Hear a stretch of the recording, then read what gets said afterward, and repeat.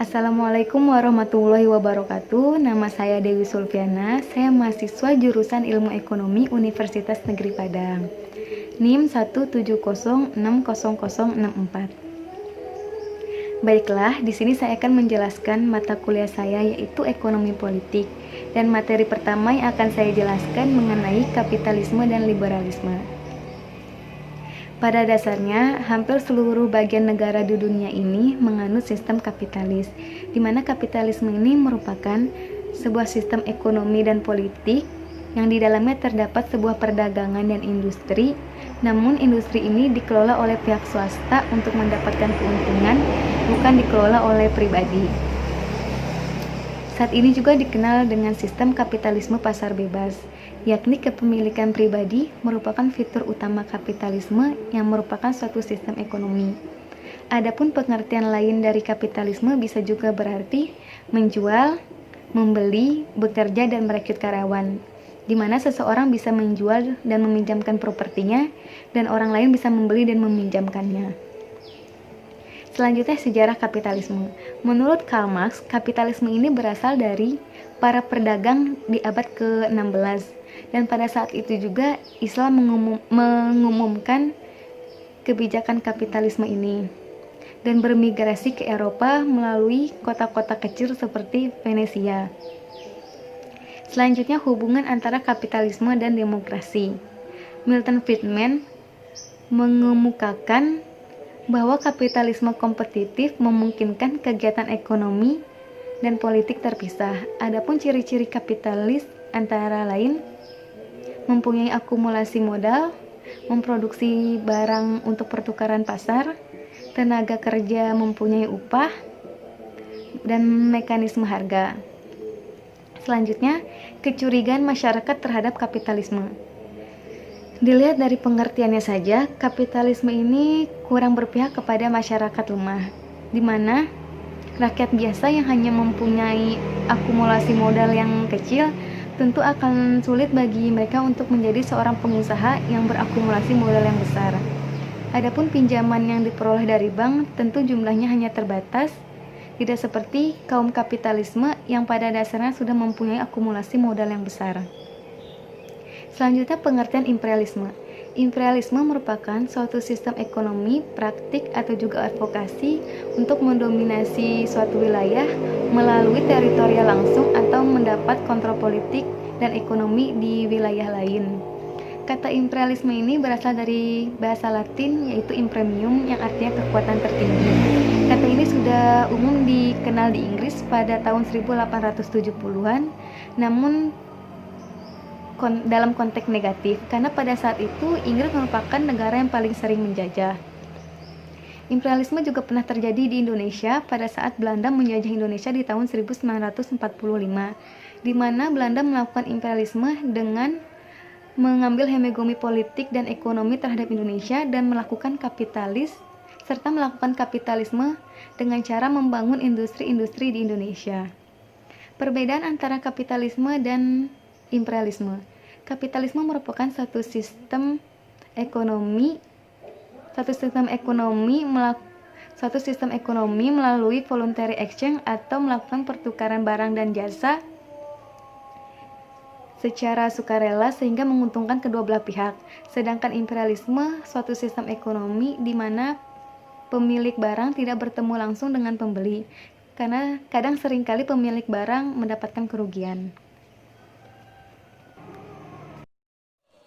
Baiklah, kurva di samping menggambarkan bentuk pasar kapitalisme. Harga suatu barang ditentukan oleh keseimbangan antara produksi dengan harga. Dilihat dari kurva di samping, titik keseimbangan awal berada di D1, yang mana ketika output sebesar Q1, maka harga sebesar P1. Karena adanya peningkatan permintaan, maka perusahaan meningkatkan output dari Q1 ke Q2, maka hal itu menyebabkan harga meningkat dari P1 kepada P2, sehingga adanya titik keseimbangan baru, maka bergeserlah kurva demand dari D1 ke D2 dan membuat titik keseimbangan baru.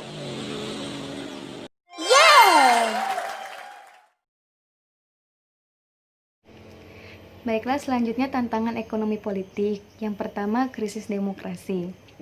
Wolf menyatakan bahwa saat ini demokrasi dalam resesi yang sebelumnya mengalami peningkatan di tahun 1970-an hingga tahun 2000-an. Dilihat dari laporan dari tahun ke tahunnya, Freedom House mengatakan total 67 negara mengalami penurunan kepercayaan dalam hal politik dan kebebasan sipil di tahun 2016. Sedangkan 36 negara lainnya mencatat peningkatan. Krisis keuangan terhadap demokrasi. Meskipun krisis keuangan yang terjadi di tahun 2008 kurang berdampak terhadap perekonomian Indonesia, namun tidak demikian dengan perekonomian dunia. Bahkan sejak tahun 2000-an, bisnis seperti properti dan kredit sudah mulai terasa melemah. Wolf juga menjelaskan bagaimana ketidakseimbangan mendorong terjadinya krisis keuangan yang pada saat itu juga menghancurkan perekonomian Amerika Serikat. Selanjutnya, perjanjian internasional terhadap demokrasi. Pada dasarnya, perjanjian nasional ini selalu menguntungkan perusahaan besar, karena perusahaan itu yang akan mendukung mereka dalam kandidat pemilu. Dengan demikian, perjanjian internasional ini kurang berpihak terhadap serikat buruh, aktivis lingkungan, bahkan perwakilan masyarakat sipil lainnya, yang seharusnya demokrasi dan kapitalisme ini bertumpu pada cita-cita yang sama, yaitu berbagi dalam menyelesaikan keputusan politik yang terbaik. Selanjutnya, demokrasi di Indonesia. Menurut Friedman dan Tirbuzi, Indonesia saat ini menjadi sorotan di negara-negara dunia karena perjalanan panjangnya menuju demokrasi. Masyarakat Indonesia mempunyai kekuatan politik dan kebebasan bersuara. Kedua peneliti ini juga melihat adanya 3 hal penting yang wajib digarisbawahi, yaitu akuntabilitas, supremasi hukum, dan keadilan sosial. Adapun hal yang harus dibahas mengenai demokrasi, mereka gunakan asumsi kebijakan konvensional yang digunakan serta terhubung antara budaya dan demokrasi, serta mitos mengenai Islam yang tidak konvensional terhadap demokrasi. Selanjutnya, perkembangan Islam yang pesat. Indonesia merupakan mayoritas penduduk muslim terbanyak di dunia. Tidak dipungkiri, Islam sudah memberikan manfaat yang baik bagi moral masyarakat. Namun ada beberapa kelompok yang mempunyai paham Islam yang berbeda, yang dilatar belakangi budaya, pendidikan, dan pengetahuan yang berbeda-beda. Hal ini yang menyebabkan adanya perilaku yang berbeda-beda pula. Selanjutnya, perlindungan hak-hak minoritas. Penyerangan terhadap sekelompok Ahmadiyah yang terjadi di tahun 2006 merupakan contoh kegagalan pemerintah dalam melindungi hak-hak kaum minoritas, di mana pemerintah gagal menyediakan tempat yang aman bagi mereka untuk melakukan ibadah mereka. Selanjutnya, mengatasi radikalisme. Pemerintah sudah dianggap mampu menanggulangi radikalisme seperti melawan teroris yang secara terang-terangan melakukan penyerangan. Adapun penanggulangan radikalisme wajib di daerah rawan konflik seperti Poso. Survei di Indonesia menjelaskan bahwa 10 dari 9 warga negara Indonesia mendukung adanya kebebasan beragama, namun setengah dari mereka menyediakan perlindungan yang aman untuk beribadah bagi kaum yang minoritas. Selanjutnya, korupsi. Korupsi masih menjadi masalah yang sangat besar di Indonesia. Adapun upaya-upaya yang dilakukan belum mendapatkan hasil yang maksimal. Faktor utama seseorang melakukan korupsi ini dikarenakan adanya desentralisasi kekuasaan yang signifikan. Definisi dasar korupsi ini sendiri merupakan penyalahgunaan kekuasaan yang yang sudah diberikan kepercayaan untuk mendapatkan keuntungan. Pembentukan kekuasaan telah menimbulkan konsekuensi yang tidak diinginkan seperti korupsi dan penyalahgunaan kekuasaan. Hal ini akan mempengaruhi akuntabilitas, supremasi hukum, dan keadilan sosial.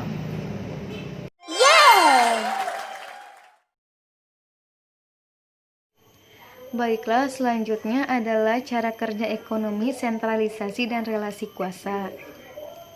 Ada dua subjek cara kerja ekonomi dalam perspektif mainstream. Yang pertama adalah household, yang kedua adalah firma. Household ini merupakan satu keluarga yang bisa beranggotakan satu orang, dua orang bahkan lebih, serta household ini menyediakan layanan kepada firma berupa kapital dan labor, yang dimana kapital dan labor ini merupakan input sebuah perusahaan yang biasa disebut dengan factor of production. Apa yang salah dari potret ortodoks dan tradisional ekonomi ini? Di antaranya pertama, seseorang hanya mempunyai modal dan yang seorang lagi hanya mempunyai labor. Dan yang kedua, konsekuensi terhadap cerita-cerita tradisional yang mengatakan adanya perbedaan penyediaan labor dan penyedia kapital dilihat dari bentuk layanan yang mereka berikan. Yang ketiga, interpretasi konvensional ekonomi dilihat dari kapital dan labor yang merupakan dua faktor produksi yang melupakan poin penting yang telah mereka pelajari, yaitu labor adalah aktivitas bukan thing seperti layaknya kapital. Selanjutnya, sebuah ilustrasi. Kerja reproduksi dan produksi dalam masyarakat diorganisasikan hanya di seputar uang dan keuntungan, yang dimana cara kerja reproduksi ini tidak digaji, dan hal ini yang menjadi peluang bagi perusahaan untuk menghemat uang dan menekan biaya. Ada dua cara untuk menekan biaya. Pertama, teknologi, dan yang kedua adalah cost saving. Yang pertama, teknologi. Para ahli teknologi memperkenalkan mesin baru untuk meningkatkan labor productivity. Strategi kedua adalah cost saving ke wilayah sosial yang tidak kelihatan dengan meningkatkan output per jam dengan cara meningkatkan intensitas jam kerja dengan memperpanjang jam kerja, sehingga perusahaan bisa mengalihkan biaya ke pekerja. Selanjutnya, sains dan nilai-nilai prinsip kebenaran. Pada dasarnya, sains merupakan storytelling sejak dimulainya komunikasi antar manusia yang saling bercerita antar sesama. Subjeknya adalah relasi antar sesama komunitas manusia dan alam atau sesama seantar komunitas. Perbedaan statement normatif dan statement positif, yaitu statement normatif memang putusan nilai, sedangkan statement positif yaitu fakta.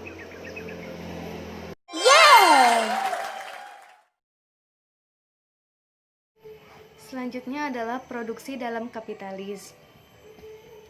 Ada dua macam jenis kepemilikan private. Yang pertama adalah kepemilikan private secara formal, dan yang kedua adalah kepemilikan private secara aktual.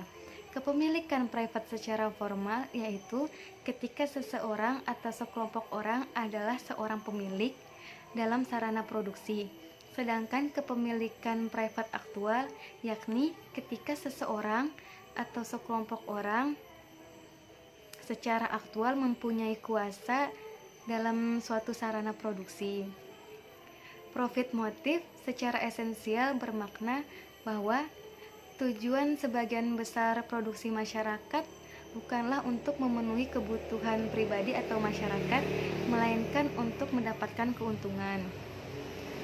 Bentuk sederhana dari the money circuit of capital yaitu M dikurang C dikurang M aksen, yang mana M adalah sejumlah uang yang diberikan untuk suatu proses akumulasi dengan tujuan untuk mendapatkan keuntungan.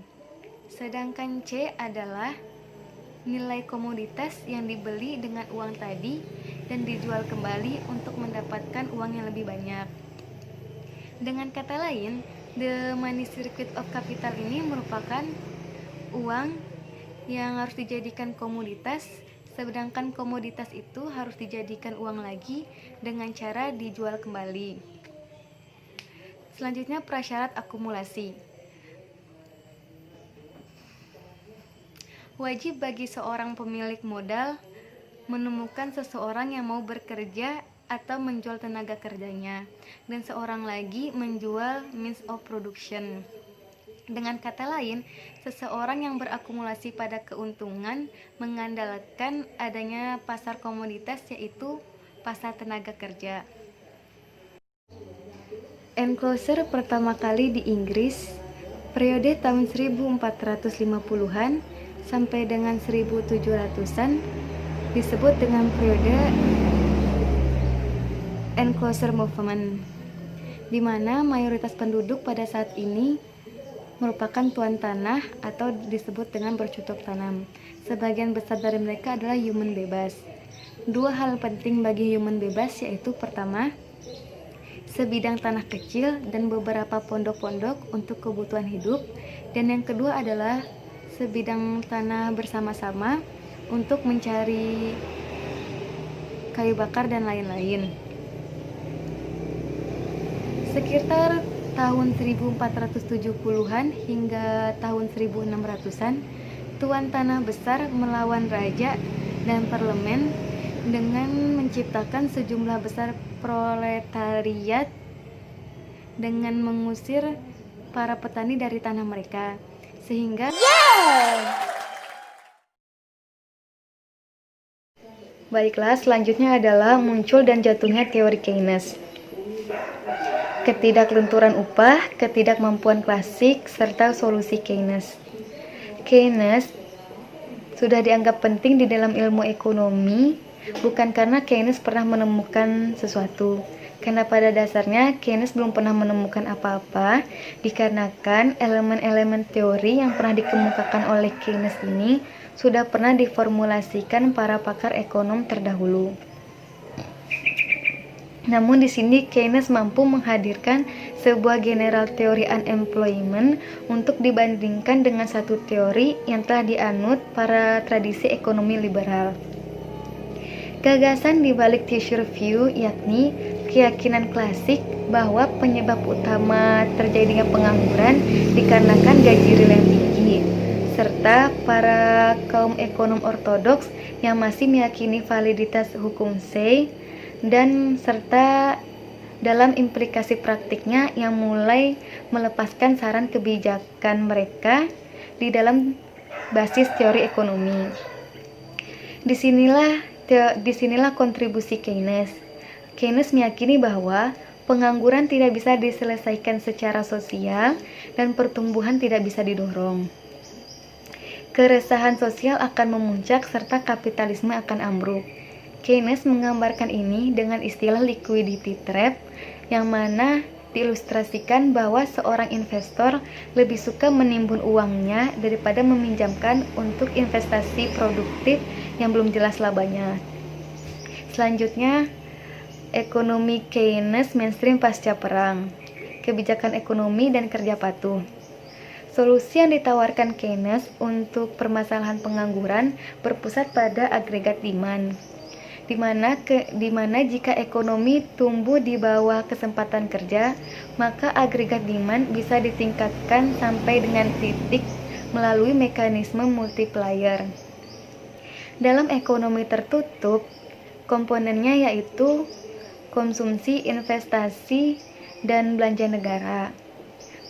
Bentuk sederhananya yaitu AD sama dengan C plus I plus G.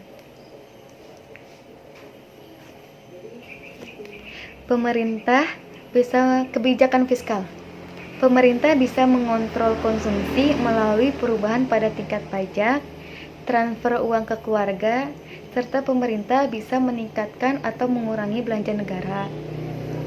Selanjutnya, kebijakan moneter.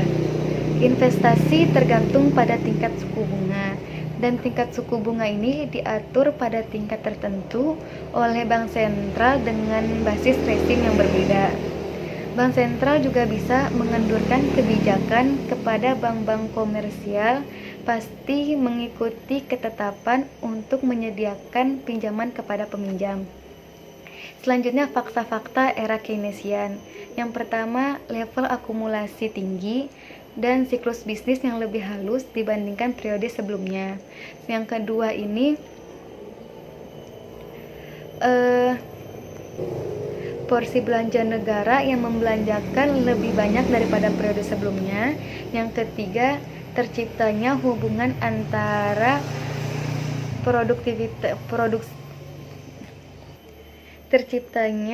antara pertumbuhan dalam produktivitas dan pertumbuhan upah.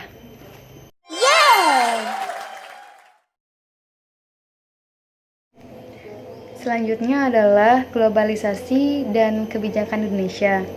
Globalisasi merupakan suatu perpindahan perekonomian nasional bangsa-bangsa ke dalam perekonomian global, yang mana ciri-ciri mendasar dari globalisasi ini yaitu menipisnya ruang dan merapatnya waktu transaksional khususnya dalam bidang perekonomian. Hal ini bisa dilihat ketika terjadinya krisis di Asia Tenggara, yang mana modal bisa sangat cepat berpindah tangan dari satu negara ke negara yang lainnya. Mansur Fakih dalam runtuhnya teori pembangunan dan globalisasi mengungkapkan ada 3 aktor dalam proses globalisasi, yakni TNC, yang mana TNC ini merupakan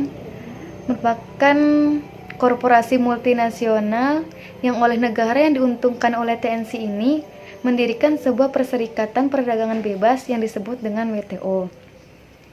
Selanjutnya itu adalah teori ekonomi dan kebijakan ekonomi. Teori ekonomi liberal mempunyai filosofi yang sangat menghargai sebesar-besarnya individualitas, yang mana upaya individu untuk meningkatkan interestnya tidak bisa dihambat. Ini yang dijadikan filsafah oleh pemerintahan Indonesia. Namun, Indonesia tidak bisa mengambil sikap yang kritis terhadap globalisasi ini, sehingga tidak ada cara lain, sehingga mau tidak mau Indonesia masuk ke dalam pusaran ekonomi global. Dan globalisasi menjadi satu-satunya cara untuk meningkatkan pembangunan di Indonesia. Structural Adjustment Program mengatakan ada 3 faktor yang dijadikan landasan, yaitu deregulasi, privatisasi, dan liberalisasi. Serta 5 pilar utamanya yaitu mengurangi biaya pemerintah, membuka pasar impor seluas-luasnya, memprivatisasi perusahaan negara, memotong upah, serta devaluasi mata uang. Deregulasi ini merupakan deregulasi berkaitan dengan kebijakan Indonesia yang dituntut untuk membuat aturan kembali terhadap intervensi pemerintah. Sedangkan privatisasi ini merupakan kebijakan pengalihan aset-aset negara kepada swasta. Hal ini dilakukan untuk terciptanya kemandirian pengelolaan perusahaan, dan privatisasi dianggap mampu menciptakan perekonomian yang kompetitif, terutama dalam barang dan jasa. Sedangkan liberalisasi bermakna Indonesia dituntut untuk mengurangi bahkan menghilangkan proteksi terhadap perdagangan yang baik tarif maupun non-tarif. Akhirnya, globalisasi yang tidak adil ini menerkam ekonomi Indonesia dengan meningkatnya pengangguran dan kemiskinan. Indonesia masuk ke dalam kubangan krisis dan terjebak oleh cengkraman multinational corporation yang menguasai aset-aset strategis di Indonesia.